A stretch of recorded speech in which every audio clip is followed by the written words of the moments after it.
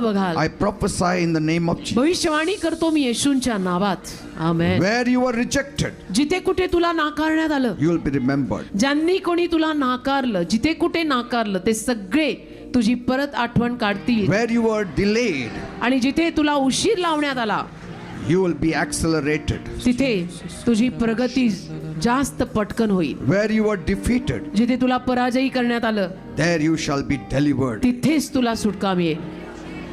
Your home will not lack His presence. तुझ्या घराला त्याचा सहवास कधी कमी नाही पडणार. Your children will walk in His presence. तुझी मुलं बाळ त्याच्या सहवासात चालतील. Your marriage will be filled with His peace. तुझा विवाह त्याच्या शांतीने भरलेला असेल. Your workplace will experience His power. तुझ्या ऑफिसमध्ये लोकांना त्याच्या सामर्थ्याचा अनुभव येईल. Your life will radiate His glory. तुझं जीवन त्याचा प्रकाश तुझ्याद्वारे लोकांना दाखवेल. This year you will not just talk about God. यावर्षी तू फक्त देवाविषयी बोलणार नाहीस, You will walk with God. तर तू देवासोबत चालणार आहेस.